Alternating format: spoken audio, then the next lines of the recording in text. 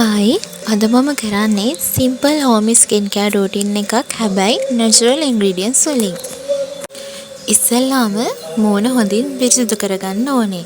ඒකට ක්ලෙන්ස් එකක් යූස් කරන්න ඕනේ. මම මේ ක්ලෙන්ස් එක හදාගත්තේ කිරි සහ කහ මික්ස් කරලා කිරිතේ හැඳි 3කට කහ පිංච් එකක් වගේ දාලා මේකට වතුර චුට්ටක් දාලා පේස්ට් එකක් වගේ හදාගන්න ඕනේ. මිල්ක් පවුඩර් වෙනුවට මේකට යෝගට් ඒ වගේම ෆ්‍රෙෂ් මිල්ක් වගේ ඒ දේවලුත් යොදා ගන්න පුළුවන්. ක්ලෙන්ස් එක මික්ස් කරගත්තට පස්සේ මුළු මූණම කවර් වෙන විදිහට මේ ක්ලෙන්ස් එක ඇප්ලයි කරගන්න ඕනේ. සැලොන් එකට යන ටයිම් එකක් නැති වෙලාවට ඔයාලට ගෙදර ඉඳන්ම මේ දේ කරගන්න පුළුවන්.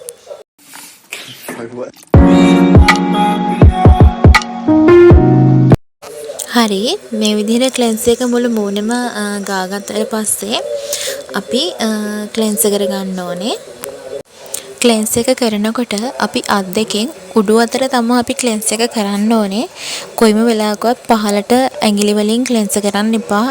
එහෙම කරොත් වෙන්නේ ඒක දීර්ඝ කාලීන වශයෙන් කරනකොට අපේ මුහුණේ තියෙන හැම එල්ලා වැටෙන්න ගන්නවා. ඒ එල්ලා වැටෙන එක වළක්වන්න තමයි අපි ක්ලෙන්ස් එකක්, ස්ක්‍රබ් එකක්, ක්‍රීම් එකක් ඇප්ලයි කරනකොට වගේ උඩු අතටම මේ ඇප්ලයි කරන්න. විනාඩි 3ක් වගේ ක්ලෙන්ස් කරලා ඊට පස්සේ වොෂ් කරගන්න.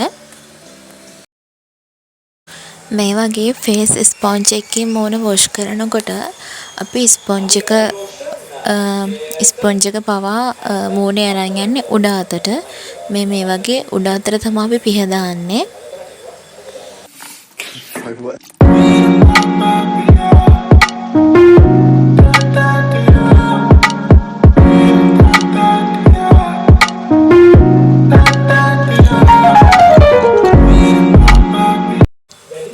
ක්ලෙන්ස් එකෙන් පස්සේ දෙවැනියට අපි ටෝන කරන්න ඕනේ. ටෝන එකක් විදිහට මම නම් යූස් කරන්නේ රෝස් වෝටර්. රෝස් වෝටර් නැත්තම් අපිට හාල් හොදු වතුර යූස් කරන්නත් පුළුවන්. ක්ලෙන්ස් එකෙන් පස්සේ ස්ක්‍රබ් එකක් යූස් කරන්න ඕනේ. මම මේ ස්ක්‍රබ් එක හදාගත්තේ සීනි සහ මී පැණි මික්ස් කරලා. ස්ක්‍රබ් එකෙන් කරන්නේ අපේ ස්කින් එකේ තියෙන ඩෙඩ් ස්කින් එක රිමූව් කරන එක. නෝමලි අපේ ස්කින් එකේ ඩෙඩ් ස්කින් රිමූව් වෙන්න මාසයක් වගේ කාලයක් යනවා. ඉතින් ෆේෂියල් එකක් ක්ලීන් අප් එකක් කරනවා නම් සාමාන්‍යයෙන් මාසෙකට වතාවක් ඔය කරාම ඇති. හැබැයි අපිට ස්ක්‍රබ් එක ස්කිප් කරලා කරනවා නම් සතියකට පාරක් කරාට අවුලක් නැහැ. හැබැයි ස්ක්‍රබ් එක ඩේලි රූටින් එකක් විදිහට කරන එක නම් මම රෙකමන්ඩ් කරන්නේ නැහැ. මොකද එහෙම කරනකොට අපේ මූණ ගොඩාක් ඩැමේජ් වෙන්න බලනවා ස්ක්‍රබ් එකෙන්. අපි මූණ ස්ක්‍රබ් කරනකොට උනත් ගොඩාක් මූණට තද කරලා ස්ක්‍රබ් එක කරන්නේ නැහැ. නෝමල් විදිහට අත තියාගෙන මේ වගේ උඩු අතට රවුමට තමයි ස්ක්‍රබ් එක කරන්නේ. එතකොට අපේ සමේ තියෙන ඩෙඩ් ස්කින් එක එකට ගැලවෙනවා.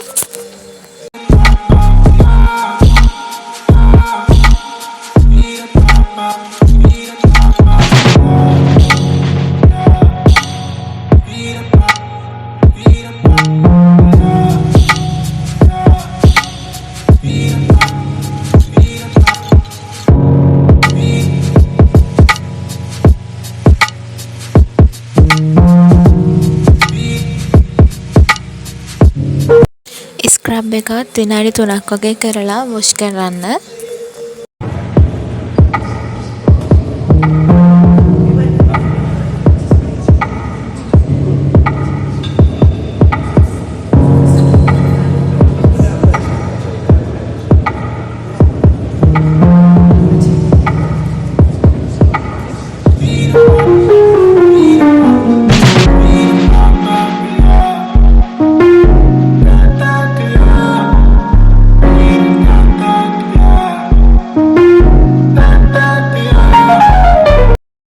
ස්ක්‍රබ් එකෙන් පස්සෙත් අපි ටෝන එකක් ස්කින් එකට ඇප්ලයි කරන්න ඕනේ.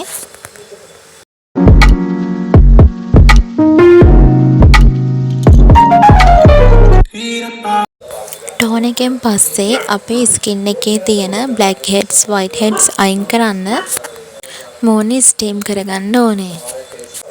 මම කලින් කිව්වනේ මූණ ස්ටීම් කරන්න ස්ටීමර් මැෂින් එකක් ඕනේ නැහැ කියලා. මම මේකට පාවිච්චි කරේ වතුර ටිකක් රත් කරලා ඒක බෝල් එකකට දාගෙන ඒකින් එන වාෂ්ප වලට මූණ අල්ලන් ඉන්න එක. ඩ්‍රයි ස්කින් එකක් තියෙන කෙනෙක්ට විනාඩි 2ක් විතර ස්ටීම් කරාම හොඳටම ඇති. ඊට පස්සේ එක්ස්ට්‍රැක්ට් එකක් අරගෙන මූණේ තියෙන black heads white heads ටික remove කරගන්න.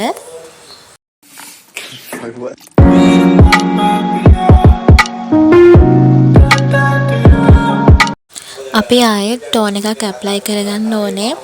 ස්ටීම් එකකින් අපේ මුහුණේ තියෙන සිදුරු විවෘත වෙනවා වගේම ටෝන් එකක් ඇප්ලයි කරාම ඒ සිදුරු ආයෙ ක්ලෝස් කරනවා. ඒ නිසා ස්ටීම් එකෙන් පස්සේ අනිවාර්යයෙන්ම ටෝන් එකක් ඇප්ලයි කරන්න ඕනේ. නැත්නම් ඒකට විස බීජ වගේ ගිහිල්ලා කුරුලෑ වගේ ඇති වෙන්න පුළුවන්. තව දෙයක් ටෝන් එකක් ඇප්ලයි කරනකොට මූණට පුළුන් කෑල්ලකට දාලා මූණට ටැප් කර කර තමයි ටෝන් එක මූණට ඇප්ලයි කරන්නේ. ඒක ඇප්ලයි කරලා වේලුණාට පස්සේ අපි ෆේස් පැක් එක ඇප්ලයි කරන්න ඕනේ. ෆේස් පැක් එක විදිහට මම යොදාගත්තේ මී පැණි. මී පැණි වෙනුවට යෝගට්, අවකාඩෝ වගේ දේවලුත් යූස් කරන්න පුළුවන් ෆේස් පැක් එක විදිහට. මේකත් මුළු මුහුණටම හොඳින් ඇප්ලයි කරගන්න ඕනේ. හැබැයි ටිකක් තික් එකට මේක ඇප්ලයි කරගන්න. ඊට පස්සේ විනාඩි 20කින් මේක වොෂ් කරලා දාන්න.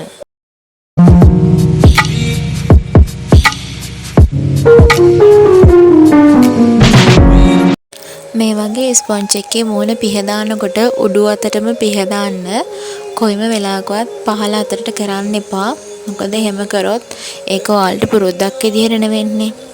ඔයාලගේ මූණේ හැම එල්ලා වැටෙන්න ගනී. ඉතින් මේක තමයි ක්ලීන් අප් එකේ ස්ටෙප් ටික.